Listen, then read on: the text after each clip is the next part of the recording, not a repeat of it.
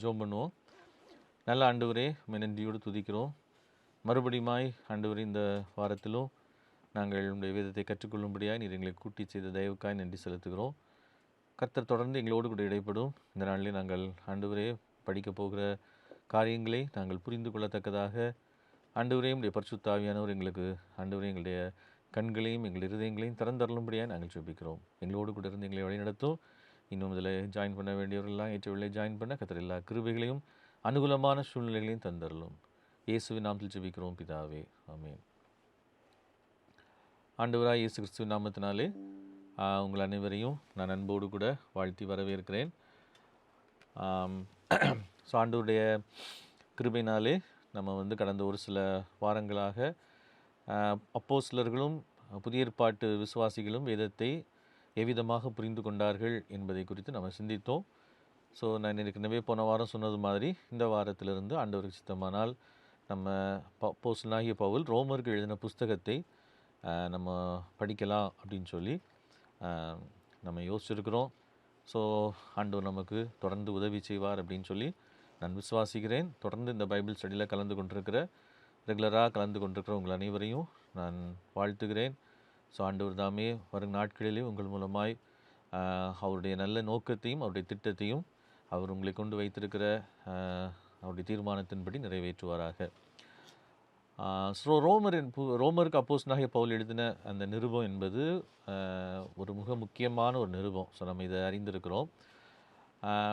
நான் கூட இதை ரொம்ப விரும்பி வாசிக்கிற ஒரு புஸ்தகம். ஸோ கிட்டத்தட்ட நான் முதல் முறையாக இதை ஒரு பைபிள் ஸ்டடிக்காக ஆயத்தப்படுத்தும் பொழுது அது ரொம்ப ஒரு கடினமான ஒரு புக்கு மாதிரி இருந்துச்சு பார்க்குறதுக்கு. அது ஆரம்பத்தில் நான் அதை ஆரம்பிக்கும் பொழுது. ஆனால் அதை நடத்த தான் அதில் இருக்கிற அநேக காரியங்களை என்னால் விளங்கி கொள்ள முடிந்தது. ஆனால் அப்பொழுது நான் இந்த புஸ்தகத்தை ரோமர்கள் நிருபத்தை விளங்கிக் கொள்வதற்கு நிறைய உதவி நூல்களை நான் பயன்படுத்தினேன். ஸ்டடி எய்ட்ஸை நான் பயன்படுத்தினேன். என்ஐவியோட புக்கு, வாட்ச்மேன் நீயோட புக்கு. ஸோ இதெல்லாம் நிறைய எனக்கு உதவி பண்ணியிருக்கிறது. ஸோ அது மாதிரி மார்ட்டின் லூத்தரோட சில ரைட்டிங்ஸு. ஏன்னா மார்ட்டின் லூத்தரோட ரோமரோட குறித்த அவர் விளக்க உரை தான் அந்த புரொட்டஸ்டன்ட் ரிஃபர்மேஷனுக்கு அப்புறம் கிறிஸ்தவத்தில் ஒரு பெரிய ஒரு மாற்றத்தை உருவாக்குவதற்கு காரணமாக இருந்தது. ஸோ இப்படி பெரிய ஒரு பாதிப்பை சரித்திரத்தில் ஏற்படுத்தின புஸ்தகம் தான் இந்த அப்போஸ்தலனாகிய பவுல் ரோமருக்கு எழுதின நிருபம். ஏன் சொல்லப்போனால் அப்போஸ்தலனாகிய பவுல் எழுதின மற்ற எல்லா நிருபங்களை காட்டிலும் அந்த 16 அதிகாரங்கள் அடங்கி இந்த ரோமருக்கு எழுதின நிருபம் மிகவும் விசேஷமானது. அதில் இருக்கிற விஷயங்கள் சொல்லப்போனால் கிறிஸ்தவத்திற்கு அல்லது திருச்சபைக்கு ஒரு அடித்தளமான உபதேசமாக இருந்து வந்திருக்கிறது. ஆரம்பம் முதலே இது ஏதோ ஆஃப்டர் ரெஃபர்மேஷன் அப்படின்னு நம்ம சொல்ல முடியாது. அதற்கு முன்பதாகவே ஏர்லி சர்ச் ஃபாதர்ஸ், ஆரம்ப காலத்தில் இருந்த சர்ச் ஃபாதர்ஸ் கூட இதற்கு அதிக முக்கியத்துவம் கொடுத்து இதை சபைகளிலே வாசிக்கவும் அதற்கு விளக்கங்களை சொல்லவும் நம்ம சரித்திர குறிப்புகளில் நம்ம அதை குறித்து நிறைய பார்க்கலாம். ஆனால் இந்த முறை இப்பொழுது நம்ம படிக்க போகிறது நம்ம வித்தியாசமான ஒரு கண்ணோட்டத்தில் தான் நம்ம படிக்க போகிறோம். ஒருவேளை ஆரம்பத்தில் நாங்கள் இந்த ரீதிங்க் அப்படின்ற கேம்பையோ அல்லது 4R அப்படின்றதையோ நடத்தும் பொழுது அப்போ அது அந்த 4R கேம்பை நாங்கள் முதல் முறையாக நாங்கள் நடத்தும் பொழுது அதை நடத்தின நோக்கம் தேசத்தை குறித்த ஒரு பாரம் அல்லது தேசத்தை உருவாக்குவதை குறித்த ஒரு சிந்தை கிறிஸ்தவர்களுக்கு வர வேண்டும், குறிப்பாக இளைஞர்களுக்கு வர வேண்டும் அப்படின்ற எண்ணத்தோடு கூட தான் அந்த 4R கேம்பை நாங்கள் நடத்தினோம். ஸோ ஆனால் அந்த நேரத்தில் தான் ஆண்டவர் தந்த வசனம் ஏசாயா 58:12 வச்சு ரீபில்டு, ரிப்பேர் அப்படின்ற அந்த 4 முக்கியமான அந்த வார்த்தைகளை வைத்து அந்த முகாமுக்கு ஒரு மைய வசனமாக கருத்து வசனமாக ஆண்டவர் எங்களுக்கு தந்தார். ஸோ ஆனால் அதை தொடர்ந்து கர்த்தர் இவ்வளோ தூரம் எங்களுடைய மனநிலையில் அல்லது எங்களுடைய வேதத்தை குறித்த புரிந்து கொள்ளுதலில் இவ்வளவு மாற்றங்களை உருவாக்குவார் அப்படின்னு சொல்லி நானே நினைத்து பார்க்கவில்லை. ஸோ ஏன்னா என்னோட மைண்டில் நான் ஏற்கனவே பலமுறை உங்களுக்கு சொன்னது மாதிரி இவைகளை நான் கற்றுக்கொண்டதுக்காக ஆண்டவர் என்னை நடத்தி கொண்டு வந்த வழிகள் ஆச்சரியமானவைகள். ஏன் அப்படின்னா டிப்பிக்கலான ஒரு கேரிஸ்மேட்டிக்கு அல்லது பெண்டிகாஸ்டல் பின்னணியிலிருந்து வேதத்தை படித்தவன் நான் முழுக்க முழுக்க. ஸோ இன்றைக்கி வந்து அது வந்து இன்றைக்கி ரொம்ப பிரபலமாக எல்லா இடங்களிலும் பேசப்படுகிறது இந்த செய்திகள் எல்லாம். ஆனால் இந்த செய்திகள் இன்றைக்கி பேசப்படுகிற இந்த செய்திகளும் இந்த பிரசங்கங்களும் இன்றைக்கி தான் அது வந்து நிறைய பேருக்கு புதுசாக இருக்குது கிறிஸ்டியன்ஸுக்கு. ஆனால் என்னை பொறுத்த வரைக்கும் இந்த மாதிரி செய்திகள்லையும் இந்த மாதிரி வேத விளக்கங்களையும் இன்றைக்கி பிரபலம் என்று சொல்லப்படுகிற இந்த வேத விளக்கங்களை எல்லாம் என்னை பொறுத்த வரைக்கும் நான் சிறு வயதிலிருந்து, அதாவது என்ன சொல்கிறது, எனக்கு அறிவு வந்ததிலிருந்தே நான் திரும்ப திரும்ப கேட்டு வளர்ந்தவன். ஸோ என்னோட கொஸ்டின் வந்து என்னோட கேள்வி, என்னோட இந்த வேதத்தை இப்படி வித்தியாசமான கண்ணோட்டத்தில் படிப்பதற்கு நேராக ஆண்டவர் என்னை நடத்துவதற்கு முக்கியமான காரணம், ஒருவேளை அது ஒரு கடினமான பாதையாக இருந்தாலும் முக்கியமான காரணம் என்னோட வந்து வட இந்தியாவுக்கு நான் போயிருந்து தங்கியிருந்த காலங்கள் தான். ஆனால் அப்போ வந்து கூட நான் முதலாவது கண்டுபிடிச்ச ஒரு காரியம் என்னோட கேள்விக்கு, ஏன் இந்தியாவில் நம்ம குறிப்பிடத்தக்க அளவு மாற்றத்தை ஏற்படுத்த முடியவில்லை?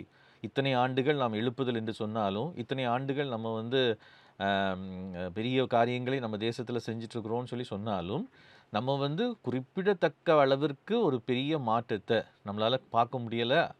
முக்கியமாக நார்த் இந்தியன் ஸ்டேட்ஸில் அப்படின்னு பார்க்கும் பொழுது தான் அதற்கான விடையாக எனக்கு கிடைத்தது தான் நம்முடைய எஸ்கட்டாலஜி அப்படின்றத நான் புரிஞ்சுக்கொண்டேன். அது நான் ஒரே நாளில் புரிஞ்சுக்கல. ஏன்னா அந்த விதமான டிஸ்பென்சேஷனல் ப்ரீமிலேனியல் டிஸ்பென்சேஷனலிஸ்ட் எஸ்கட்டாலஜியில் முழுக்க முழுக்க ஊர்னவேன் நான். ஸோ அதனால் சின்ன வயசில் இன்றைக்கி தான் அதை வந்து நிறைய அன்றைக்கே ஒரு ஒரு ஒரு ஸ்க்ரீன் ஒரு சார்ட், ஒரு மேப்பு, சாரி, இந்த ஒரு ஸ்க்ரீன் போட்டிருப்பாங்க. அதில் பிக்சர்ஸ்லாம் இருக்கும். தானியலுக்கு சொப்பனங்கள், நெபுகாத்நேச்சரோட சொப்பனங்கள். ஸோ இதெல்லாம் வந்து அப்போ ரொம்ப ஆரம்பம். எல்லாரும் அதை போக மாட்டாங்க. ஒரு குறிப்பிட்ட சாரார் மட்டும் விரும்பி போகக்கூடிய கூட்டங்கள். ஸோ அப்படிப்பட்ட இடங்களில் நான் அதை பார்த்தவன். ஸோ இன்றைக்கி உள்ள அப்படிப்பட்ட காரியங்களை பிரபலமாக பேசுகிற நிறைய பேர் இருக்கிறாங்க. ஸோ அப்படி இருந்த என்னோட உள்ளத்தில் ஆண்டவர் இந்த வேதத்தில் வந்து சொல்லப்படாத ஒரு காரியத்தை உருவாகம் பண்ணி வந்து 200 ஆண்டுகளாக கிறிஸ்தவத்தை செயலிழக்க வைத்த இந்த ப்ரீமிலேனியல் டிஸ்பென்சேஷனலிஸ்ட் எஸ்கட்டாலஜியை கர்த்தர் வந்து எனக்கு தெளிவாக அதை உணர வைத்தார். ஸோ அதை தான் நான் முதலாவது பேச ஆரம்பித்தோம். ஸோ அதை அடிப்படையாக வைத்து தான் நம்ம என்ன பண்ணோம் அப்படின்னா, அந்த 4R அப்படின்ற அந்த முதல் முறையாக அதான் கேம்ப் தான். ஸோ அந்த கேம்ப் தான் நமக்கு வந்து ஒரு ஆரம்பமாக இருந்தது. ஆனால் அதை தொடர்ந்து ஆண்டவர் அந்த ரீபில்ட் அப்படின்ற அந்த வேர்டை வந்து கர்த்தர் உண்மையிலேயே அதை ரீபில்டுக்காக பயன்படுத்துவார் அப்படின்னு சொல்லி எங்களுக்கு எனக்கு அப்போ கூட எங்களுக்கு அந்த அளவுக்கு தெரியாது. ஆனால் அதை போக போக போக தான் ஆண்டவருடைய கிருபையினாலே புரிந்து கொண்டு இருக்கிறோம். ஸோ இதை நான் தொடர்ந்து புரிந்து கொண்டிருக்கிறேன்னு சொல்லலாம். உண்மையிலே ஆண்டவருடைய வழிகளும் அவருடைய நடத்துதல்களும் ஆச்சரியமானவைகள். அவைகளை வந்து நம்ம புரிந்து கொள்வதுக்கு மிகவும் கடினம் நம்முடைய அறிவினால். ஏன் இதை சொல்கிறேன் அப்படின்னு சொன்னால், ஸோ இதெல்லாம் வந்து என்டி ரைட்லாம் எனக்கு முதலாவது அறிமுகமான ஒரே நபர், நான் ஏற்கனவே பலமுறை சொல்லியிருக்கிறேன். ஸோ விஷால் மங்கல்வாடியோடைய அவருடைய letters to a post modern Hindu அப்படின்ற புக்குனால் நான் கற்றுக்கொண்ட காரியங்கள் தான் நிறைய. அதற்கப்புறம் அவருடைய இதுலேருந்து தான் நிறைய நான் கற்றுக்கிட்டு இருந்தேன். பட்டு என்டி ரைட்டுலாம் அறிமுகமாகிறதுக்கு முன்னாடியே கடவுள் வந்து நமக்கு அந்த வசனத்தையும் கொடுத்து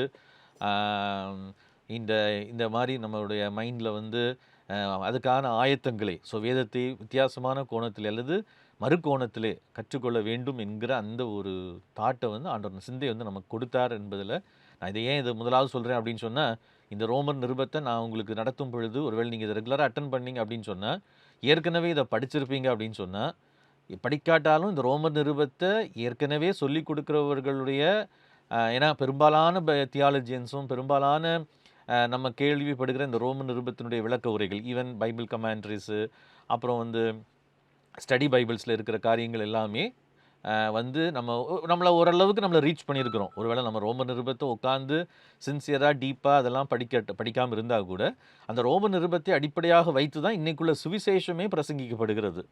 ஸோ அதனால் நான் இந்த ரோமன் நிருபத்தை நடத்தும் பொழுது நிச்சயமாக நிறைய பேருடைய என்ன சொல்கிறது மனதிலே கேள்விகள் வரும். It will be shocking and surprising to you. So சொல்ல போகிற காரியங்கள்.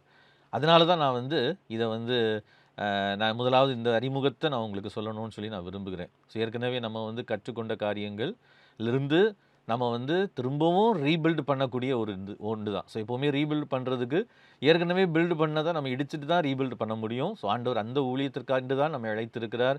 ஸோ அதுதான் நம்மளை இந்த ஒரு சிறு கூட்டமாக தான் நம்ம இன்றைக்கி இருக்கிறோம். ஆனால் தேவனுடைய வார்த்தை ஒரு நாள் அது வந்து பவுல் சொல்கிற மாதிரி நான் பாதகனை போல கட்டப்பட்டிருக்கிறேன், தேவனுடைய வசனமும் கட்டப்பட்டிருக்கவில்லை. ஸோ ஆண்டவருடைய வார்த்தையும் ஆண்டவருடைய அவர் விரும்பும்படியாக அவர் சொல்லும்படியாக விரும்புகிற அந்த சத்தியமும் டெஃபினிட்லி அது வந்து வெளிச்சத்துக்கு வரும். அண்டு அது வந்து மேற்கொள்ளும். அதில் வந்து எந்த சந்தேகமும் எனக்கு கிடையாது.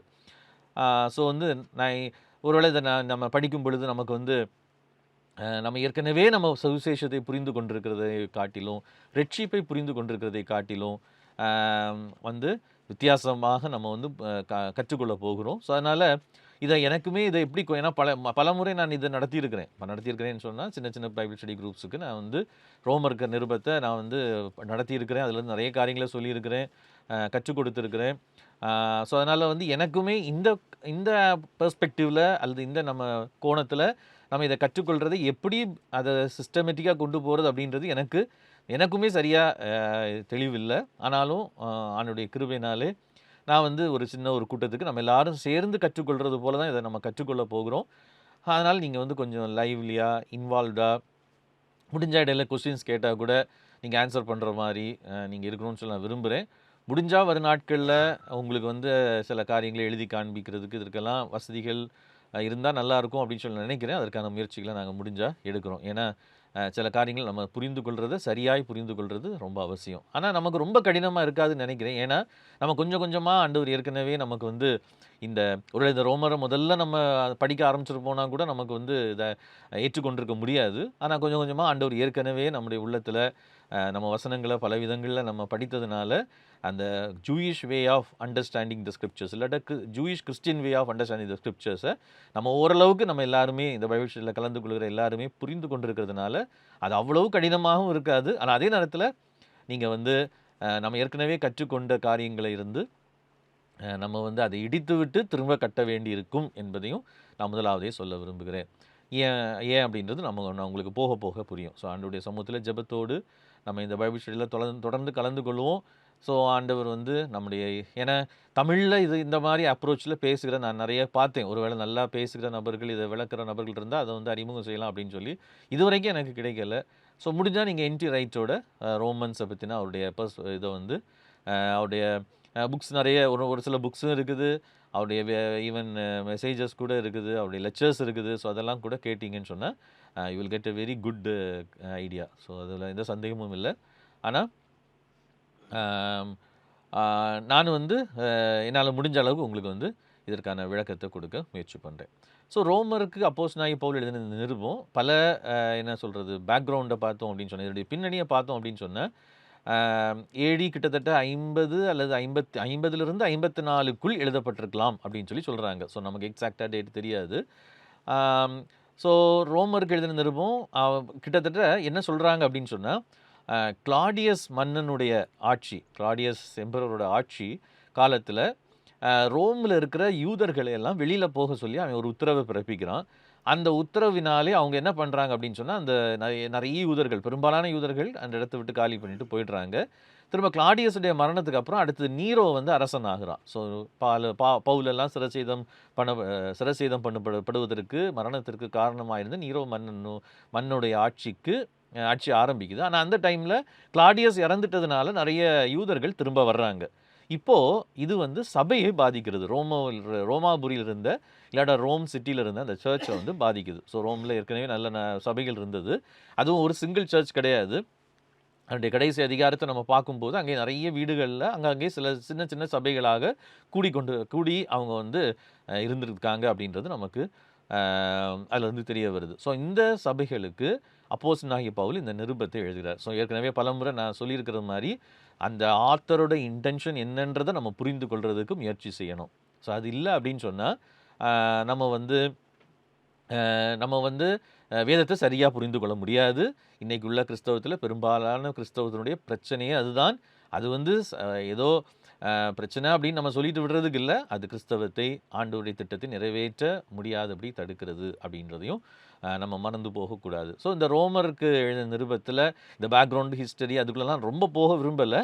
பட் இருந்தாலும் இது இந்த பேக்ரவுண்ட் ஜஸ்ட் வந்து அவர் வந்து அந்த பீரியடில் நிறைய யூத கிறிஸ்தவர்கள் திரும்ப உள்ளே வர்றாங்க. ஸோ நிறைய யூதர்கள் வெளியில் போகணும்னு சொல்லி கிளாடியஸ் மன்னன் உத்தரவு பிறப்பித்த பொழுது நிறைய பேர் வெளியே போயிட்டாங்க. திருப்பி அவன் இறந்ததுக்கப்புறம் நிறைய பேர் வர்றாங்க. அதில் கிறிஸ்தவங்களும் உள்ளே வர்றாங்க. ஒரு சில ஆண்டு ஒரு ஒரு ஒரு 10, 15, 20 ஆண்டுகள்னு வச்சுக்கோங்களேன். 10 ஆண்டுகள் கூட இருக்கலாம்னு சொல்கிறாங்க. ஸோ அப்போ திரும்ப இவங்க உள்ளே வரும்பொழுது சபையிலையும் கூட இந்த பாதிப்பு வருது. என்ன பாதிப்பு அப்படின்னு கேட்டால், அது வரைக்கும் அந்த சபை வந்து ப்ரிடாமினன்ட்லி கொஞ்சம் பீரியட் ஆஃப் டைம் வந்து ஜென்டைல் கிறிஸ்டியன்ஸ், புற இனத்தாராலான கிறிஸ்தவர்களால் நிறைந்த சபையாக இருந்தது. இப்போ திடீர்னு யூதர்கள் வெளியிலிருந்து நிறைய பேர் வரும்பொழுது அவங்களுக்குள்ள நிறைய என்ன சொல்கிறது, நிறைய அவங்களுக்குள்ள கருத்து வேறுபாடுகள், முரண்பாடுகள் வருகிறது. ஸோ இதெல்லாம் அடிப்படையாக வைத்து பவுல் அதுக்காக மட்டும் நீங்கள் 2 பேரும் சமாதானம் வருங்க, சண்டை போடாதீங்க அப்படின்னு சொல்கிறத மட்டும் சொல்லலை. அதனுடைய அடிப்படையிலிருந்தே அவர் ஆரம்பித்து ஸோ மிக அழகாக வடிவமைத்து இதை நமக்கு அவர் எழுதுறாரு. ஸோ வந்து அதனால தான் நம்ம பார்க்கணும், இது ரோம் சர்ச்சில் உள்ள பிரச்சனையை மட்டும் டீல் பண்ணுறதுக்காக எழுதலை. இப்போ கொரிந்து சபையெல்லாம் கொரிந்தியர்கள் எழுதின நிருபம் பார்த்தீங்க அப்படின்னு சொன்னால் அது கொரிந்து சபையில் ஸ்பெசிஃபிக்கலாக 2 நிருபங்களுமே அங்கே இருக்கிற பிரச்சனைகளை ப்ராப்ளம்ஸை டீல் பண்ணுறதுக்காக எழுதப்பட்டதாக இருக்கும். ஆனால் இங்கே ப்ராப்ளத்தை டீல் பண்ணுறதுக்காகவும் எழுதுறாரு. ஆனால் பேசிக்கலி அவர் அதுக்காக அந்த ப்ராப்ளத்தை டீல் பண்ணுறதுக்கு எடுத்து கொள்ளுகிற முறை என்பது ரொம்ப அருமையான ஒரு மெத்தட். என்ன அப்படின்னா, காஸ்பல் தான் என்ன அப்படின்றதுலேருந்து அவர் கொண்டு வராரு. ஸோ அந்த அதுக்காக தான் அவர் கிட்டத்தட்ட என்ன சொல்கிறாரு, கிட்டத்தட்ட 8, 10, 12, 10 அதிகாரங்களுக்கு மேலே நம்முடைய இன்றைக்கி அதிகார வசன பிரிவு அடிப்படையில் பார்த்தா கிட்டத்தட்ட மோர் தென் 8 சாப்டர்ஸ், 9, 10 வரைக்கும் கூட சொல்லலாம். அவர் வந்து அதுக்குன்னே வந்து ஃபுல் அண்ட் ஃபுல் டிவோட் பண்ணுறாரு. ஸோ டிவோட் பண்ணி அதை வந்து எழுதுறாரு. ஸோ இப்போது நம்ம ரீபில்டு பண்ணோம் அப்படின்னு நான் சொன்னேன். அதனால் ஏற்கனவே நமக்கு வந்து பொதுவாக இந்த ரோமர் நிருபத்தை கற்றுக் கொடுத்தவங்க அல்லது கொடுக்குறவங்க, நானுமே அப்படி தான் கற்றுக் கொடுத்துருக்கிறேன். எப்படி இதை கற்றுக் கொடுப்போம் அப்படின்னு சொன்னால், ரோமர் 1லிருந்து 3 வரைக்கும் எல்லாரும் பாவிகள் அப்படின்றது சொல்லப்பட்டிருக்கும். 4, 5, 6ல் வந்து பாவத்திற்கான சொல்யூஷன், பாவத்திற்கான சொல்யூஷனும் பரலோகத்துக்கு போகிறதுக்கான வழியும் இயேசுதான்றது சொல்லப்பட்டிருக்கும். அப்புறம் 7ஆம் அதிகாரத்தில் நம்ம அறிந்திருக்கிறபடி நமக்கு இருக்கிற போராட்டத்தை, கிறிஸ்தவ வாழ்க்கையில் இருக்கிற போராட்டத்தையும் நம்ம கிறிஸ்தவ வாழ்க்கையில் பாவத்தோடு உள்ள போராட்டத்திலேருந்து மேற்கொள்கிறதுக்கு 8ஆம் அதிகாரத்திலேருந்து நம்ம எப்படி நடக்கணுன்றது இருக்கும் அப்படின்றதையும் பொதுவாக நமக்கு சொல்லிக் கொடுத்துருப்பாங்க. ஆனால் இது நிறைய இடங்களில் நானுமே ஒருவேளை எனக்கு அந்த ஆஸ்பெக்டில் அந்த பெர்ஸ்பெக்டிவில் நல்லாவே படித்ததுனால, நானும் அதை வந்து அப்படி சமாளித்து பழகிருக்கிறதுனால, ஏன்னா இது இப்படி இந்த ஆஸ்பெக்டில் நம்ம படிக்கும் பொழுது பவுல் சொல்கிற சில காரியங்களுக்கு அங்கே பதிலே இருக்காது. இது ஏன் இப்படி சொல்கிறாரு அப்படின்னு நம்ம கொஸ்டின் கேட்டோம்னா அதில் அங்கே பதிலே இருக்காது. ஸோ அப்படி அந்த ஆஸ்பெக்டில் படிக்கும்போது நானும் அந்த கொஷின்ஸுக்குள்ளே நான் வந்திருக்கிறேன். அதனால தான் எனக்கு இந்த ஆஸ்பெக்டில் ஒரு யூத கிறிஸ்தவ கண்ணோட்டத்தில் இதை படிக்கணும் அப்படின்னு படிக்கணும். அதை படிக்கும் பொழுது எப்படி அது வந்து நல்லா பொருந்துருது, அது ஹவு இட் ஃபிட்ஸ் அப்படின்றத பார்க்கும்போது எனக்கு அது ரொம்ப ஆச்சரியமாக இருந்தது. அது எனக்கு ரொம்ப சந்தோஷமாக இருந்தது. இன்னும் அதை படிக்க அதிலேருந்து ஃப்ரெஷ் இன்சைட்ஸ், புதிய புரிந்துணர்வுகள் கிடச்சிட்டு தான் இருக்குது. ஸோ அதுக்காக நான் ஆண்டவருக்கு நன்றி செலுத்தினேன். இப்போது இதை வந்து இந்த இந்த மாற்றத்துக்கு காரணமாக இருந்தது என்னன்றதையும் நான் சொல்லிடுறேன். ஏன்னா இதுவும் இந்த இன்ட்ரொடக்ஷனில் இதுவும் கூட நமக்கு அவசியம். என்ன அப்படின்னா, இந்த எதனால் இதை வந்து இப்போ என்டி ரைட்ஸ் போன்ற இந்த பைபிள் ஸ்காலர்ஸ் எல்லாம் ஏன் இதை வந்து வித்தியாசமான கோணத்தில் கற்றுக்கொள்ள ஆரம்பித்தாங்க அப்படின்றதையும் நான் உங்களுக்கு சொல்கிறேன். என்ன காரணம் அப்படின்னா, இதையும் நீங்கள் நம்ம நல்லா புரிஞ்சுக்கணும். ஏன்னா நம்ம வந்து சும்மா ஏதோ புதிய வெளிப்படுத்தலை பற்றியோ அல்லது புதுசாக எனக்கு ஒரு வெளிப்படுத்தலை குறித்தோ நம்ம இங்கே சொல்லலை. இது வந்து நமக்கு ரொம்ப முக்கியமான ஒரு காரியம். 1970களில், இப்போ இல்லை, 1970ஸில் வந்து பைபிள் சம்மந்தமாக நிறைய பேர் படிக்கிறாங்க. பட்டு சாண்டர்ஸ் அப்படின்றவர் வந்து ஒரு புக்கு வெளியிடுறாரு. என்ன புக்கு அப்படின்னு சொன்னால், பவுலை பற்றின புதிய பெர்ஸ்பெக்டிவ்ஸை வந்து அவர் வெளியிடுறாரு. இந்த புக்கில் அவர் என்ன சொல்கிறார் அப்படின்னு சொன்னால், நல்லா கவனிச்சுக்கோங்க நான் சொல்கிறத. ஒருவேளை இது வந்து நமக்கு நிறைய பேருக்கு, எனக்குமே அது புதுசாக தான் இருந்துச்சு. ஸோ வந்து அந்த புக் வெளியிடும் பொழுது அவர் வந்து பெரிய தியாலஜியன் அப்படின்னு சொல்ல முடியாது. But he was a historian. So நல்ல ஒரு சரித்திரத்தை ஏன்னா சரித்திரத்தை படிக்கிறவங்க எல்லாருமே நம்ம மேற்கத்திய நாடுகளில் பார்த்தீங்க அப்படின்னா ஹிஸ்ட்ரியை படிக்கும் பொழுது பைபிள் ஹிஸ்ட்ரியும் அவங்க நல்லா படிப்பாங்க. ஸோ இது பைபிளோட அந்த என்ன சொல்கிறது அகடமிக்கலி, அதாவது அதை நம்ம பொதுவாக இதெல்லாம் வேண்டாம், இதெல்லாம் தூக்கி தூர போடுங்கன்னு சொல்லுவோம். அகடமிக்கெலாம் படிக்கக்கூடாது, எல்லாம் ஆவியானவர் தான் நமக்கு போதிப்பாருன்னு சொல்லி Christianity has become an anti intellectual religion. துரதிர்ஷ்டவசமாக எல்லா அறிவுக்கும் எல்லா புத்திக்கும் அடிப்படையாக இருந்த கிறிஸ்தவம் இந்த எங்களுக்கு வந்து என்னது அகாடமிக் இதெல்லாம் பைபிளில் நம்ம புகுத்தக்கூடாது, நம்ம ஒன்லி ஜஸ்ட் ஹோலி ஸ்பிரிட் நம்ம நடத்துகிறபடி தான் வாசிக்கணும் அப்படின்னு சொல்லப்பட்டதுனாலே நம்ம எப்படி மாறிட்டோம் அப்படின்னு சொன்னால், ஸோ ஒரு ஸ்பியரையே நம்ம மிஸ் பண்ணிட்டோம். என்ன ஸ்பியர் அப்படின்னு சொன்னால், ஆண்டவருடைய அந்த கொடுத்த அந்த அறிவு. ஸோ சொல்லப்போனால் உன் தேவனாய கர்த்தரை முழு இருதயத்தோடும் முழு மனதோடும், ஸோ அந்த மைண்டை வந்து நம்ம தூக்கி தூர போட்டுட்டு நம்ம வந்து நிறைய நேரம் மைண்டை தூக்கி தூர போட்டு ஸ்பிரிட் மட்டும்னு சொல்லி நம்ம வச்சுட்டு இருக்கிறோம். ஸோ தட் இஸ் ஸ்பிரிட் தேவை தான், ஆனால் அதே நேரத்தில் மைண்டை தூக்கி தூர போடுறது சரி கிடையாது. அது நம்மளை ஆன்டி இன்டலெக்சுவல் இசத்துக்கு அல்லது புத்தி கூர்மைக்கு புத்தீனத்துக்கு நேராக நம்ம நடத்திட்டுன்னு சொல்லலாம். சரி, ஸோ அப்போ இந்த எட் சாண்டர்ஸ் அப்படின்றவர் என்ன பண்ணுறாரு அப்படின்னு சொன்னால், அவர் வந்து பிப்ளிக்கல் டைம்ஸை குறித்து, முக்கியமாக நியூ டெஸ்டமெண்டோட பாலோட டைமிங்ஸை குறித்து அவர் படிக்கிறாரு. நிறைய ரிசர்ச் பண்ணி அவர் எழுதுறாரு. அப்படி எழுதும் பொழுது அவர் வந்து ஒரு விஷயத்த சொல்கிறார். என்ன சொல்கிறார் அப்படின்னு சொன்னால், ரோமரை பொதுவாக ரெஃபார்மேஷனுக்கு அப்புறம், சீர்திருத்த காலத்துக்கு அப்புறம் நம்ம எதுக்காக எடுத்துக்கிடுவோம் அப்படின்னு சொன்னால், அது நம்ம எல்லாருக்குமே தெரிஞ்ச விஷயம்தான். கிரியைகள் மூலமாக ரட்சிப்பா, விசுவாசத்தினால ரட்சிப்பா. 2-3 நிருபங்கள் நம்ம முக்கியமாக இதில் எடுப்போம். கலாத்தியர், எபேசியர், ரோமர். அதில் ரோமரை வச்சு தான் நம்ம நிறைய தியாலஜி. ஏன்னா மார்ட்டின் லூத்தரே எதை தான் வச்சு எழுதுனாலும் விசுவாசத்தினாலே நீதிமான் பிழைப்பான், the just shall live by faith. So கிரியை கிடையாது, விசுவாசம் தான் அப்படின்றத வந்து எஸ்டாப்ளிஷ் பண்ணதுக்காக அவர் பயன்படுத்தினது தான் ரோமருக்கு எழுதின நிருபம், அதில் உள்ள கமெண்ட்ரி, அதில் உள்ள எக்ஸ்போசிஷன், அதெல்லாம் வந்து ரோமருக்கு அடிப்படையில் தான் அவர் கொடுத்தார். அப்போ ஜான் வெஸ்லியும் வந்து ஒரு பெரிய ரிவைவலுக்கு காரணமாக இருந்தது இங்கிலாந்தில். அவரும் இந்த வசனத்தை தான் அவர் பயன்படுத்தினார், விசுவாசத்தினாலே நீதிமான் பிழைப்பான். ஸோ மொத்தத்தில் இப்போ நான் இவ்வளோத்தையும் டீப்பாக உங்களுக்கு புரிகிற மாதிரி சொல்ல முடியுமான்னு எனக்கு தெரியல.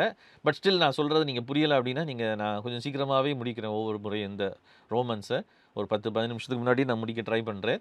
ஸோ தட் நம்ம வந்து அதில் இருக்கிற நீங்கள் சந்தேகங்களை அன்னைக்குள்ளது சந்தேகங்களை கேட்டுட்டால் நீங்கள் தெளிவாக இருக்கும் அப்படின்னு சொல்லி நான் நினைக்கிறேன். ஸோ அப்போது அதனால என்ன நடந்துச்சு அப்படின்னா, மார்ட்டின் லூத்தரோட இந்த விளக்கத்திற்கு அப்புறம் ரோமரை நம்ம எப்படி பார்க்க ஆரம்பிச்சிட்டோம் அப்படின்னு சொன்னால், ரோமர்கள் நிருபத்தை பவுல் வந்து ரோமர்கள் நிருபத்தை எப்படி சொல்கிறார் அப்படின்னா, விசுவாசத்தினால ரட்சிப்பா, கிரியைகள்னால ரட்சிப்பா.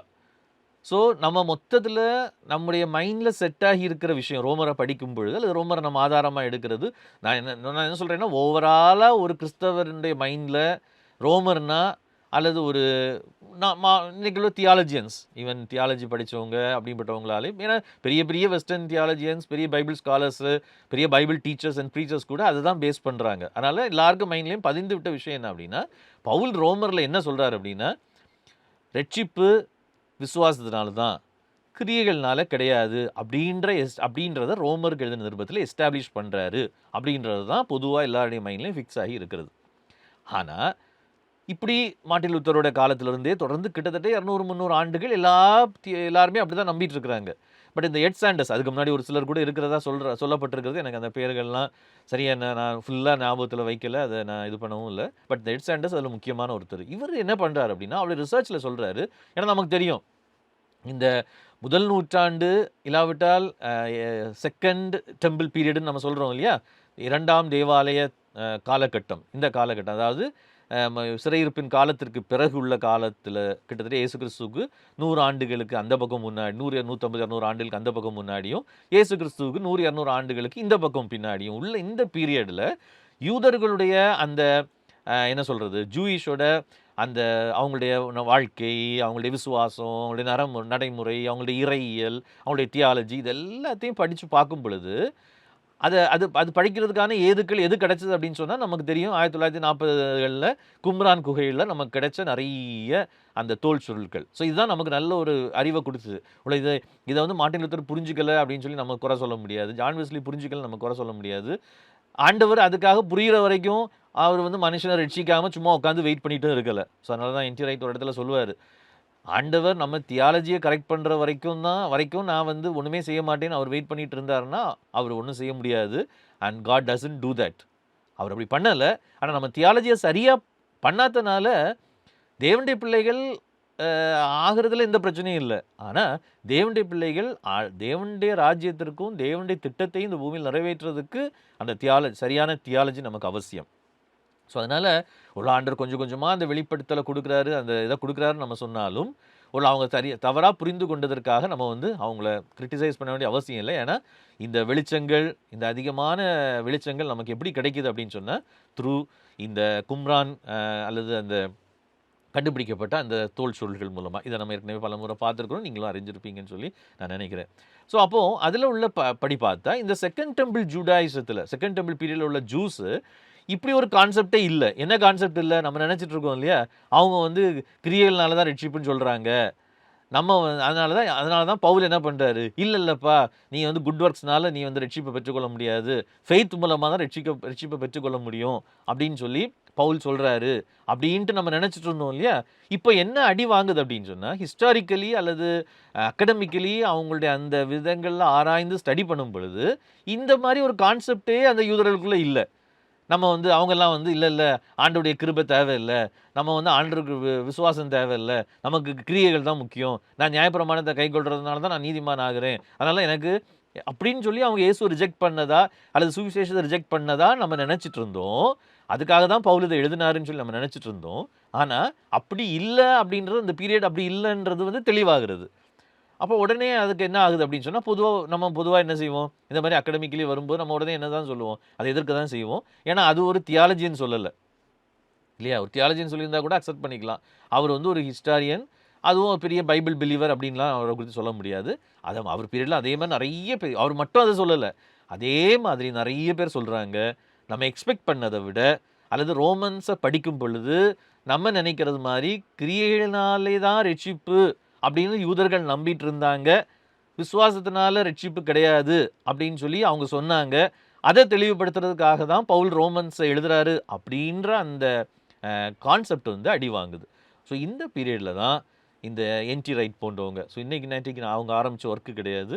ஸோ 1970s அவங்க அந்த ஒர்க்கை ஆரம்பித்து அவங்க சொல்லி பண்ணியிருக்கிறாங்க.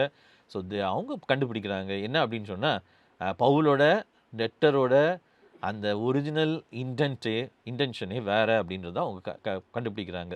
ஸோ வந்து அதை வந்து சும்மா சொல்லலை, அதை தான் திரும்பவும் பார்த்தா அந்த ஜூயிஷ் கிறிஸ்டியன் அண்டர்ஸ்டாண்டிங் எப்படி, பழைய ஏற்பாட்டு ஜூயிஷ் கிறிஸ்டியன் அண்டர்ஸ்டாண்டிங்னோட நம்ம ஏதோ வந்து புதிய ஸ்காலர் ஆகணும், பெரிய அகடமிக்கலி எக்ஸல் ஆகணும், அப்போ நான் எல்லாருமே காலேஜ் போய் படித்தா தான் முடியும் அப்படின்னு சொல்ல வரல. அதெல்லாம் நமக்கு தேவையில்லைன்னு சொல்லக்கூடாது, கண்டிப்பாக எல்லாருக்கும் தேவைன்னு இல்லை. ஆனால் சிம்பிளாக சொல்ல போனால் என்ன பொறுத்த வரைக்கும் நான் என்ன நினைக்கிறேன், இதெல்லாம் கற்றுக்கொண்ட பிறகு நான் என்ன நினைக்கிறேன்னா, ஓல்ட் டெஸ்டமெண்ட்டை வந்து நல்லா தரவாக தெரிஞ்சுட்டு புதிய ஏற்பாடை ஓல்ட் டெஸ்டமெண்டோட மீனிங்கில், ஸோ புதிய ஏற்பாட்டில் ஒரு வேர்டு இருக்குது அப்படின்னா, ஃபார் எக்ஸாம்பிள் நான் சொல்கிறேன், நீதின்னு ஒரு வேர்டு இருக்குது. என்ன பண்ணாங்க அப்படின்னு சொன்னால் தியாலஜியன்ஸ் எல்லாருமே ஈவன் பல நூற்றாண்டுகளாக என்ன பண்ணாங்க அப்படின்னா, இந்த நீதி அல்லது நீதிமான் ஆகுதல் அல்லது நீதி அப்படின்றதுக்கு வந்து அவங்க என்ன விளக்கம் கொடுத்தாங்க, பொதுவாக அதுக்கு இங்கிலீஷில் என்ன மீனிங், லத்தீனில் என்ன மீனிங் அப்படின்ற அர்த்தத்தை மட்டும் கொடுத்தாங்க.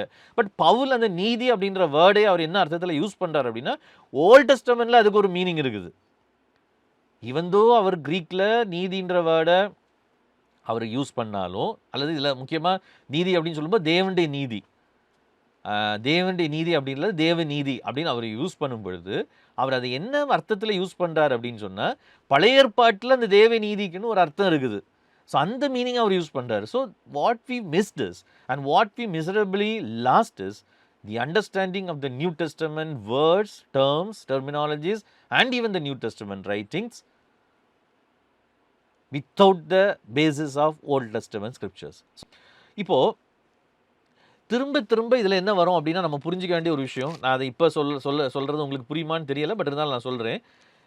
அவர் வந்து இந்த 4 பகுதிகள்லையுமே ஒரே விஷயத்தை வித்தியாசமான கோணங்களில் அவர் அப்ரோச் பண்ணுறதை நம்ம பார்க்க முடியும். இதை மட்டும் நீங்கள் இப்போ மைண்டில் ஃபிக்ஸ் பண்ணி வச்சுக்கோங்க. இதுக்காக 4 பகுதிகளும் சீக்வன்ஸாக வருது அப்படின்னு சொல்லி நம்ம எடுக்க முடியாது. அவர் 1லிருந்து இன்னொன்று வந்து அவர் பில்ட் பண்ணி கொண்டு வரதை பார்க்க முடியும்.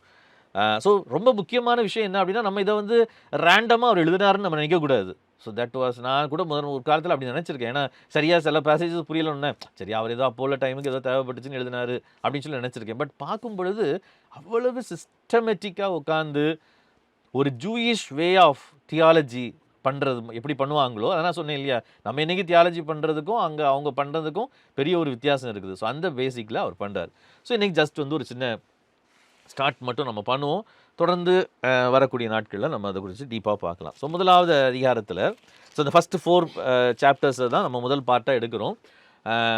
இப்போ இந்த முதல் 4 சாப்டர்ஸில் வழக்கம் போல் ஒரு நிருபத்தை அவங்க அந்த காலத்தில் எழுதும் பொழுது திஸ் இஸ் த வே முதல்ல அவங்க தங்களை இன்ட்ரடியூஸ் பண்ணுவாங்க. ஸோ அதே மாதிரி அவர் தன்னை வந்து இன்ட்ரடியூஸ் பண்ணுறாரு. ஆனால் இன்ட்ரடியூஸ் பண்ணும் பொழுதே அந்த இன்ட்ரொடக்ஷன் பார்ட்லே அவர் என்ன பண்ணுறாரு அப்படின்னு சொன்னால், மொத்த ரோமர்கள் நிருபத்தையும் அதுக்குள்ளே என்ன பண்ணிடுறாருன்னா அடக்கிடுறாரு. ஸோ இதுதான் நம்ம ரொம்ப முக்கியமாக புரிஞ்சுக்கணும். So this is the way of என்னது அப்படி பேக் பண்ணுறாரு அதுக்குள்ளே. ஸோ நம்ம வந்து பைபிள் ரொம்ப சிம்பிளாக இருக்கணும்னு நினைக்கிறோம், நமக்கு ரொம்ப இதாக இருக்கணும், அப்போ தான் எல்லாருக்கும் புரியும் அப்படின்னு சொல்லி நம்ம நினைக்கிறோம். பட் ஆண்டவர் பாருங்கள், நம்மளை வந்து எவ்வளவு டீப்பாக அதை வந்து அவர் நம்முடைய மைண்டுக்கு எப்போவுமே அவர் நம்முடைய மைண்டுக்கு, நம்முடைய பிரெயினுக்கு, நம்முடைய என்ன சொல்கிறது, இல்லாட்டா நமக்கு அவர் நம்மளை மூளை கொடுத்து உருவாக்க வேண்டிய அவசியமே கிடையாது இல்லையா. ஸோ இவ்வளோ லெஃப்ட் பிரெயினுக்கு கொடுத்துருக்காரு, லெஃப்ட் ஹெமிஸ்பியர் எதுக்குன்னா திங்க் பண்ணுறதுக்கு. So he wants us to think. அதனால தான் ஆண்டவர் சொல்ல, என் ஜனங்கள் அறிவில்லாமையால் சங்காரம் ஆகிறார்கள், because they don't want to think. So அதனால தான் நான் சொல்கிறேன், நம்ம இந்த வசனங்களை வேத பகுதிகளை வாசிக்கும் போது we must think a lot. இன்னைக்கு கிறிஸ்டியன்ஸ் வந்து நான் தான் சொன்னேன் ஆன்டி இன்டெலெக்சுவலிசம்னு சொன்னதுக்கு காரணமே என்ன அப்படின்னா, நம்ம வந்து ஸ்பிரிட்னா we want only emotions, we don't want to think. So emotions தான் நமக்கு ரொம்ப தேவைப்படுது இன்றைக்குள்ள கிறிஸ்டியன்ஸுக்கு. ஸோ அதை வந்து வசனங்களை உட்காந்து அதை சிந்திச்சு அதை மெடிடேட் பண்ணுறது, அல்லது வந்து என்ன சொல்கிறது ஸ்டடி பண்ணுறது. நான் சொல்கிறது ஸ்டடி பண்ணுறது. ஸோ மெடிடேட் பண்ணுறதுன்னு சொல்கிறத காட்டிலும் சரியான வேர்டு இப்போதைக்கு நம்ம யூஸ் பண்ணுறதுக்கு ஸ்டடின்றது கரெக்டாக இருக்கும்னு நினைக்கிறேன். ஸ்டடி பண்ணுறதுக்கு நம்ம வந்து இம்பார்ட்டன்ஸ் கொடுக்கறது இல்லை. ஸோ அதனால் நீங்கள் வந்து இதற்கு வந்து ரொம்ப இம்பார்ட்டன்ஸ் கொடுத்து நீங்கள் திங்க் பண்ணணும் அப்படின்னு சொல்லி நான் விரும்புகிறேன். ஸோ அப்போ தான் அதை நம்ம புரிஞ்சுக்கணும். ஸோ அந்த முதல் 4 வசனங்கள்லே முதல் 6 வசனங்கள்லே பவுல் தன்னை இன்ட்ரடியூஸ், அங்கே ஒன்லி ஹீ இன்ட்ரடியூசஸ் ஹிம்செல்ஃப்.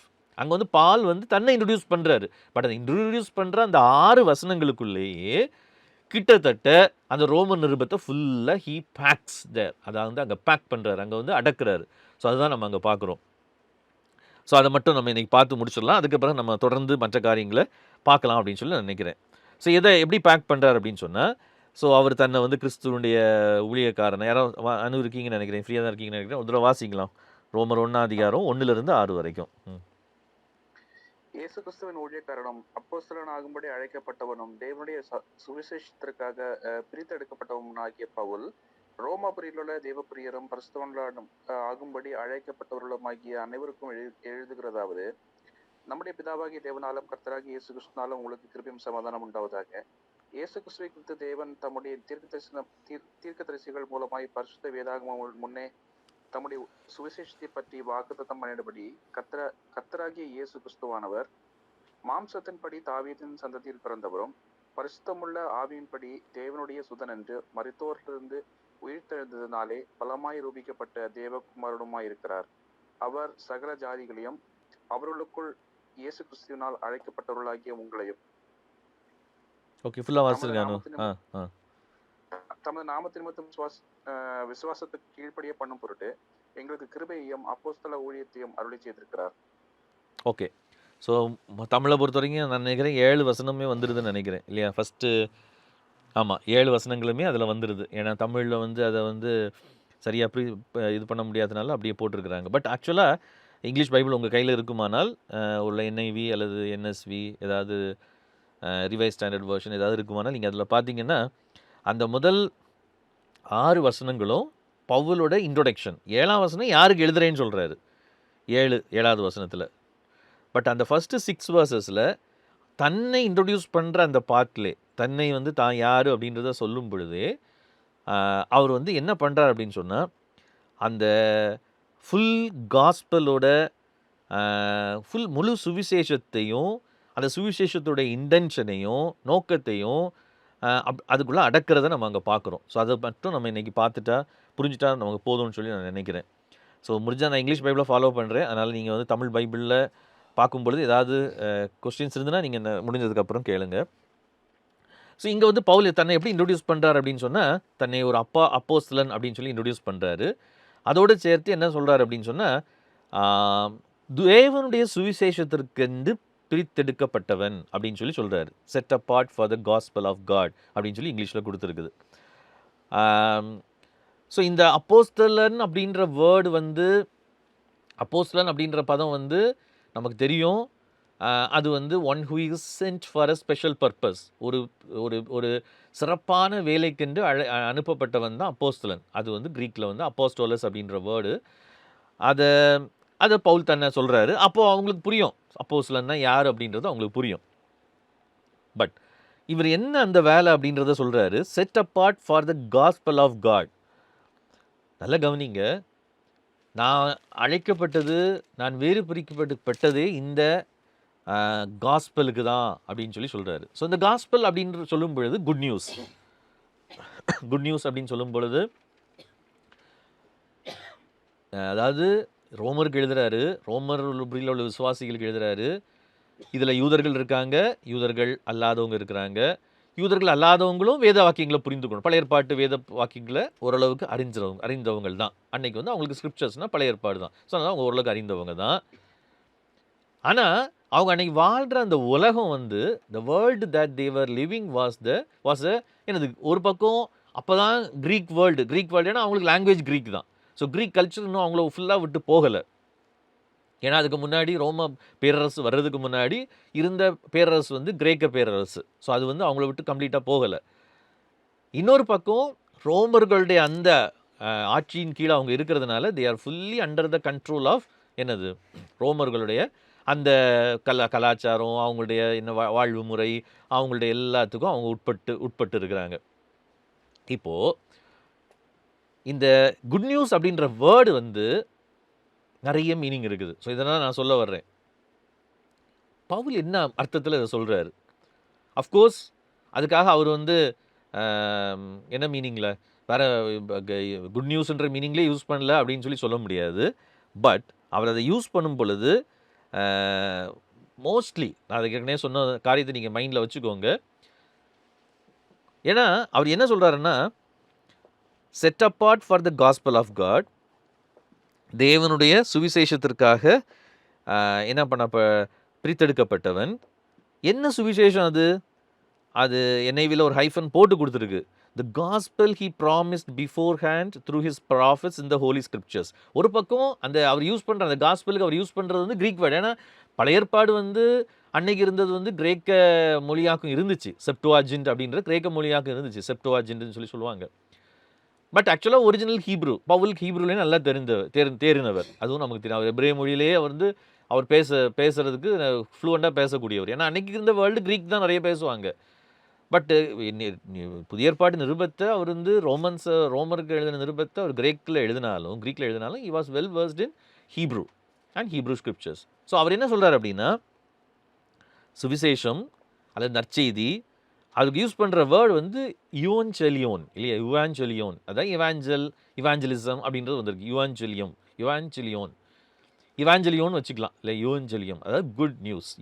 நம்ம க்ரீக்கில் இப்போ படிப்போம் இல்லையா, யூனா அது நிறைய மீனிங் வரும். இப்போ நமக்கு இப்போ செல்ஸில் பார்த்தீங்கன்னா யூகேரியாட்டிக் செல் அப்படின்னு ஒரு ட்ரூ நியூக்ளியஸ் இருக்கிற செல் அப்படின்ற மீனிங்கில் சொல்லுவாங்க. ஸோ அப்படின்றது it means the true news. ட்ரூவும் அதுக்கு மீனிங்கில் வருது.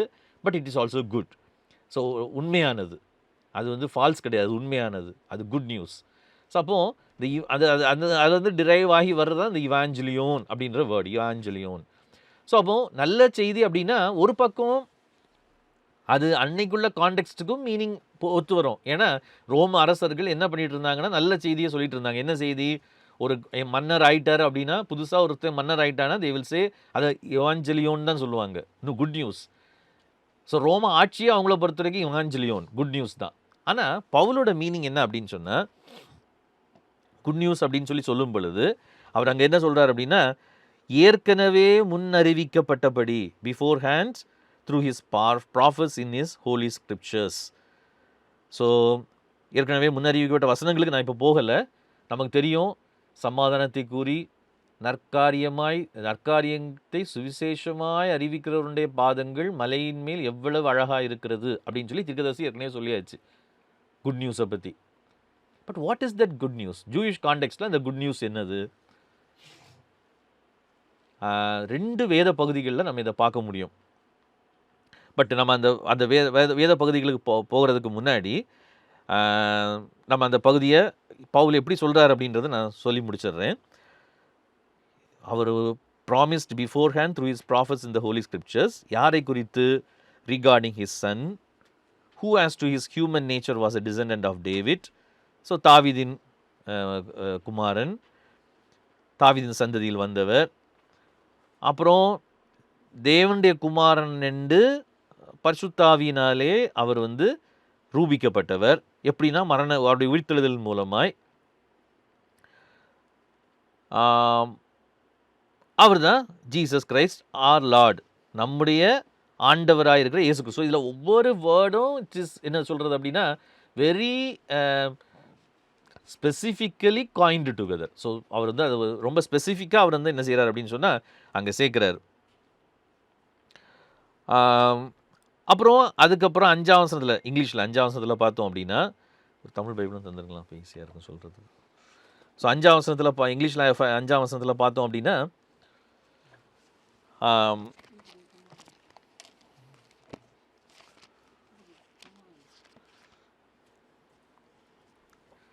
தமிழில் அது எங்கே இருக்குன்னா 6ஆம் வசனத்தில் இருக்குது. ஸோ 6ஆம் வசனத்தில் இருக்குது. ஸோ அந்த சுவிசேஷத்தினுடைய நோக்கம் என்ன அப்படின்றதையும் அங்கே கொண்டு வந்துடுறாரு. ஸோ நல்லா கவனிங்க, அதாவது காஸ்பல்னா என்னன்னு சொல்கிறாரு. ஸோ அதை நம்ம டீப்பாக திங்க் பண்ணுவோம் இன்னும் கொஞ்சம் கூட. ஆனால் சுவிசேஷம்னா என்னன்னு சொல்கிறாரு? அந்த சுவிசேஷம் அப்படின்றது ஏதோ சடனாக பிரசங்கம் பண்ணுற ஒரு விஷயம் கிடையாது. ஏற்கனவே ஸ்கிரிப்சர்ஸில் இருக்கிறது, சொல்லப்பட்டது, ப்ராமிஸ் பண்ணப்பட்டது, வாக்குத்தத்தம் பண்ணப்பட்டது. 2வது அந்த சுவிசேஷத்தினுடைய நோக்கம் என்னது, அந்த நோக்கத்தையும் அவர் சொல்கிறாரு. என்ன அந்த நோக்கம்? அது 6ஆம் வசனத்துலேயும் 7ஆம் வசனத்துலேயும் அங்கே சொல்லியிருக்குது. ஸோ மொத்தத்தில் ஸோ அதான் நான் சொன்னேன், இந்த 6, 7 இந்த 2 பார்ட்ஸ்லேயும், இந்த 2 பகுதிகள்லையும் சுவிசேஷம் அப்படின்னா என்னது, சுவிசேஷத்துடைய நோக்கம், இந்த 2லையுமே ஹோல் ரோமன்ஸுமே அதில் வந்துடுது. அதுக்கப்புறம் அதுக்கு விளக்கம் தான் நீங்கள் பார்த்தீங்கன்னா இந்த 8, 10, 12 அதிகாரங்களில் பார்க்க முடியும். சுவிசேஷம் அப்படின்றது பவுல் இங்கே என்ன சொல்கிறார் அப்படின்னா, கர்த்தராகிய இயேசு கிறிஸ்துவானவர் மாம்சத்தின்படி 5ஆம் வசனத்தில் தாவீதின் சந்ததியில் பிறந்தவரும் பரிசுத்தமுள்ள ஆவியின்படி தேவனுடைய சுதன் என்று மரித்தோரிலிருந்து உயிர்த்தெழுந்ததினாலே பலமாய் ரூபிக்கப்பட்ட தேவகுமார். ஸோ மொத்தத்தில் what he comes to say, என்ன சொல்ல வர்றார் அப்படின்னா, what is that gospel, what is that good news? It is என்னது? Lord Jesus Christ. அதான் அந்த 4ஆம் வசனத்தை முடிஞ்சால் தமிழில் 4ஆம் வசனத்தில் இருக்குது, இங்கிலீஷில் ஜீசஸ் கிரைஸ்ட் ஆர் லார்ட் அப்படின்னு போட்டிருக்கு. அதுதான் இங்கிலீஷில் ஜீசஸ் கிரைஸ்ட் ஆர் லார்டுன்னு போட்டிருக்கு, தமிழில் கர்த்தராகிய இயேசு கிறிஸ்துவானவர். ஸோ அது க்ரீக்கில் தான் கரெக்டாக அதனுடைய இது புரியும். நான் முடிஞ்சால் அடுத்த வாரம் க்ரீக்கில் கூட நான் ஷேர் பண்ணுறதுக்கு ட்ரை பண்ணுறேன். ஸோ மொத்தத்தில் what is the good news? Jesus Christ our Lord அப்படின்றது தான் குட் நியூஸ். சுவிசேஷம் என்னது? ஜீசஸ் கிரைஸ்ட் கர்த்தராக இருக்கிறாரு, ஜீசஸ் கிரைஸ்ட் ஆண்டவராக இருக்கிறாரு, ஜீசஸ் கிரைஸ்ட் லார்டாக இருக்கிறாரு. ஸோ இதுதான் என்னது? Good news. அது எப்படி அவர் லார்டானார் அப்படின்றதுக்கு அதுக்கு முந்தின வசனத்தில் அவர் சொல்கிறாரு. அவர் எப்படி லார்டானாதுன்றதை அவர் 4ஆம் வசனத்தில் அதுக்கு முந்தின பகுதியில் சொல்கிறாரு. நீங்கள் தமிழ் பைபிளில் 4ஆம் வசனத்தினுடைய முந்தின பகுதியில் அவர் எப்படி லார்டானார் அப்படின்றத சொல்கிறாரு. பட் 4ஆம் வசனத்தில் இல்லை, 5ஆம் வசனத்தில் அவர் எப்படி லார்டானார் அப்படின்றத 5ஆம் வசனத்தில் சொல்கிறாரு. பட் 4ஆம் வசனத்தில் தான் அந்த சுவிசேஷம் என்னன்றது சொல்கிறார். சுவிசேஷம் என்ன அப்படின்னா கர்த்தராகிய இயேசு கிறிஸ்து ஆனவர். He is the gospel, he is the good news. அடுத்தது சுவிசேஷத்தினுடைய நோக்கம். என்ன நோக்கம்? எதுக்காக அவர் கர்த்தராக இருக்கிறாரு? 6ஆம் வசனத்தில் சகல ஜாதிகளையும், that is very very important. சகல ஜாதிகளையும், இங்கிலீஷில் சொல்ல போனால் ஆல் நேஷன்ஸ். அழகாக போட்டிருக்கு, அமாங் ஆல் த ஜென்டைல்ஸ்னு NIVல இருக்குது, பட் ஆக்சுவலாக ஆல் த நேஷன்ஸ். எல்லா இத்தனோஸ்ன்னு இருக்கும் கிரீக் வேர்டில் பார்த்தீங்கன்னா. நான் இதை ஏற்கனவே உங்களுக்கு ஒரு முறை எடுத்து காமிச்ச ஞாபகம் எனக்கு இருக்குது. எதுக்கு? எல்லாரும் என்ன பண்ணணும்? இந்த காஸ்பல் மூலமாக கீழ்ப்படிய பண்ணணும். ஆல் நேஷன்ஸையும் நல்லா கவனிங்க. 6ஆம் வசனத்தில் அவர் சகல ஜாதிகளையும் சகல தேசங்களையும் அதுக்குள்ள உங்களையும் என்ன பண்ணணும்? 7ஆம் வசனத்தில் விசுவாசத்துக்கு கீழ்ப்படிய பண்ணும் பொருட்டு. ஸோ இதான் எங்களுடைய மினிஸ்ட்ரி. எங்களுக்கு கிருபையும் அப்போஸ்தல ஊழியத்தையும். So what is the mission of the church? இல்லாட்டா what is the mission of the apostles? What is the mission of the என்னது மினிஸ்ட்ரி? ஸோ புதிய ஏற்பாட்டு ஊழியத்தினுடைய நோக்கம் என்ன? காஸ்பல். அந்த காஸ்பல்ன்றது இட் இஸ் நாட் என்ன சொல்கிறது, ஒரு நல்ல குட் எக்ஸ்பீரியன்ஸோ அல்லது நல்ல பரலோகத்துக்கு போகிறதுக்கான வழியோ மட்டும் கிடையாது. அது இருக்குது, இல்லைன்னு சொல்லலை, பட் அது மட்டும் கிடையாது. இட் இஸ் என்ன அப்படின்னா, இயேசு கிறிஸ்து லார்ட், அதுதான் gospel. He is Lord. So அது திரும்ப திரும்ப அங்கே வர்றதை நம்ம பார்க்க முடியும். So that is very very important. ஏன் நம்ம அதை மிஸ் பண்ணுறோம்? அதனால தான் நான் அதை திரும்ப திரும்ப எம்ஃபசைஸ் பண்ணி சொல்கிறதுக்கு காரணம், இன்னைக்குள்ள கிறிஸ்தவத்தில் மிஸ் ஆகிற ஒரு விஷயம் என்னென்னா, Jesus Christ is the Lord of heaven and the earth. நம்ம நிறைய நேரம் அதே மறந்துடுறோம்.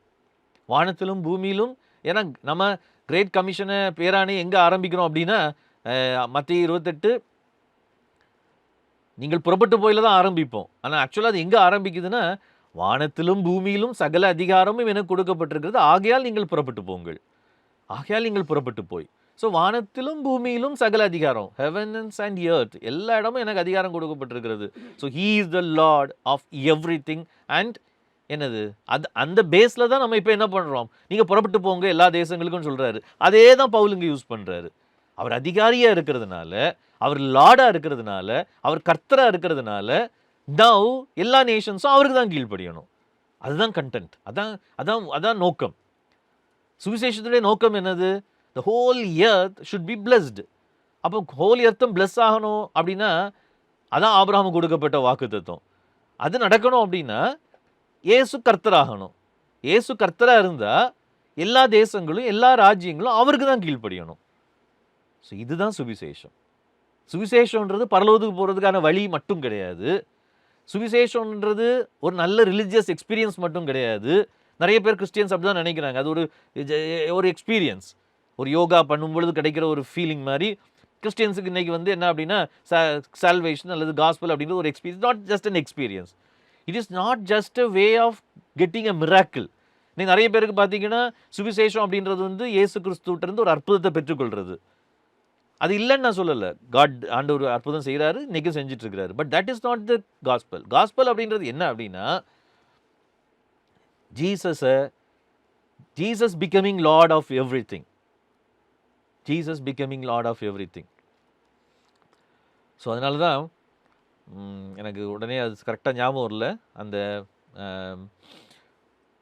நெதர்லாண்ட்ஸோட பிரைம் மினிஸ்டர்னு நினைக்கிறேன், பிரதம மந்திரி, அவர் என்ன சொன்னார் அப்படின்னு சொன்னால், அவர் ஒரு பொலிட்டீஷியன். அவர் என்ன சொன்னார்னா, என் ஆண்டவராகி இயேசு கிறிஸ்துவினுடைய ஆளுகைக்கு, அவருடைய அதிகாரத்துக்கு கீழே ஒவ்வொரு பிரிவு, ஒவ்வொரு ஏரியாவும், எவ்ரி ஸ்பியர் அப்படின்னு சொல்லுவார். எவ்ரி இன்ச், ஒவ்வொரு இன்ச் பை இன்ச்சும் அவருக்கு கட்டுப்பாட்டுக்குள்ளே கொண்டு வராத வரைக்கும் நான் என் வாயினாலே இயேசுவை கர்த்தர்னு அறிக்கை பண்ணுறதுல என்ன இல்லை, பிரயோஜனம் இல்லை. So I think that is correct. நம்ம சொல்கிறோம் எல்லா நாவும் முடங்கும், எல்லா நாவும் கர்த்தர்னு அறிக்கையிடும், இயேசுவே ஆண்டவர், பாட்டெல்லாம் பாடுறோம்.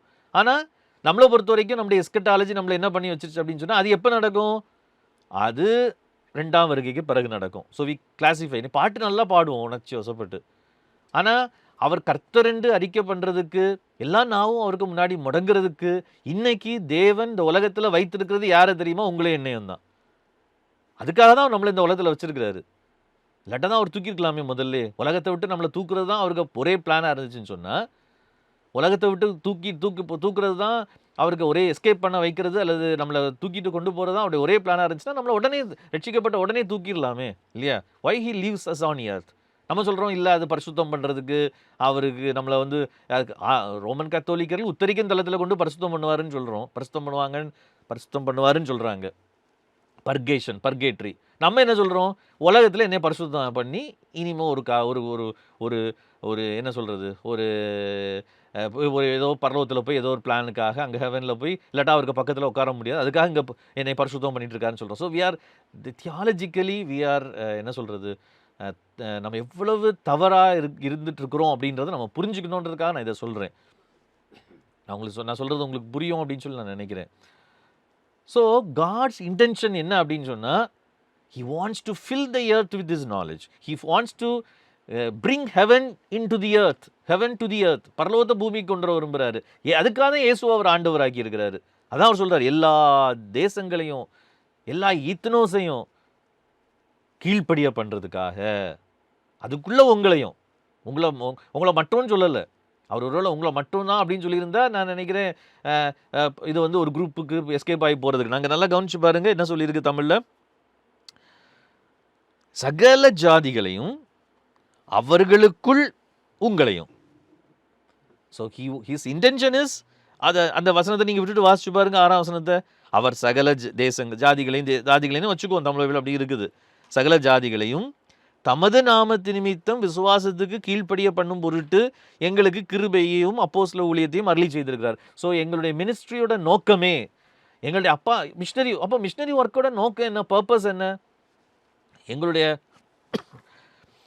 ஊழியத்தினுடைய நோக்கம் என்ன அப்படின்னா, தமது நாமத்து நிமித்தம் அப்படின்னா அதுக்கு மீனிங் என்னென்னா, அது இங்கிலீஷில் ஃபார் ஹிஸ் நேம் சேக், அவருடைய நாமத்து நிமித்தம் என்ன செய்யணும், ஒபீடியன்ஸ், கீழ்ப்படிய வைக்கணும். That is God's intention in the gospel. So இன்றைக்கி இதோட நான் முடிக்கலாம்னு நினைக்கிறேன். நம்ம வந்து ஆண்டவர் சித்தமானா நம்ம தொடர்ந்து நம்ம பார்க்கலாம். இன்றைக்கி நான் சொல்ல விரும்புகிறது இதுதான். ஸோ வந்து பவுல் வந்து எப்படி சுவிசேஷத்தை புரிந்து கொள்கிறார் அப்படின்னு சொன்னால், புரிந்து கொள்கிறார் அல்லது புரிந்து கொள்ளணும் நம்ம அப்படின்னு சொல்லி அவர் விரும்புகிறார் அப்படின்னு சொன்னால், பழைய ஏற்பாட்டின் அடிப்படையில் என்னது. ஸோ அதை நம்ம இன்னொன்று அதுக்குள்ளே போகலை. தேவர் எக்ஸ்பெக்டிங் ஃபார் என்னது, ஃபார் அ கிங்டம், ஒரு ராஜ்யத்துக்காக அவங்க காத்துட்ருக்குறாங்க. அதனால தான் அவர் சொல்கிறாரு, இதை நம்ம எப்படி எடுக்கக்கூடாதுன்னா, தேவன் தம்முடைய தீர்க்கதரிசிகள் மூலமாய் பரிசுத்த வேதாகமங்களின் முன்னே தம்முடைய சுவிசேஷத்தை பற்றி வாக்குத்தத்தம் பண்ணினபடி. இங்கே பவுல் வந்து ஜஸ்ட் அதனால தான் அந்த வசனங்களை மட்டும் எடுத்து காமிக்கலை. சுவிசேஷம் அப்படின்றது பழைய ஏற்பாட்டில் இருக்குது. நற்காரியங்களே சுவிசேஷமாக அறிவிக்கிறடைய பாதங்கள் எவ்வளோ அழகாக இருக்கிறது.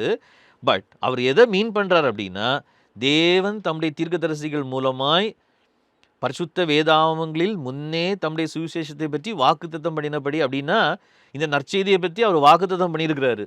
ஸோ ஹி ஹஸ் ப்ராமிஸ்னாலே உடனே ஒரு ஜூக்கு எங்கே தெரியுமா மைண்டு போகும். நம்ம என்னைக்கு வாக்குத்தத்தம்னா நமக்கு இது பண்ணுறது ஜனவரி மாதம் கிடைக்கிற வாக்குத்தத்தம், பிப்ரவரி மாதம் கிடைக்கிற வாக்குத்தத்தம், மார்ச் மாதம் கிடைக்கிற வாக்குத்தத்தம், வருஷத்துக்கு ஆரம்பத்தில் கிடைக்கிற வாக்குத்தத்தம். பட் ஜூவை பொறுத்த வரைக்கும் வாக்குத்தத்தம்னா நேராக அவங்களுக்கு என்னது, ஆப்ரஹாமிக் ப்ராமிஸ்.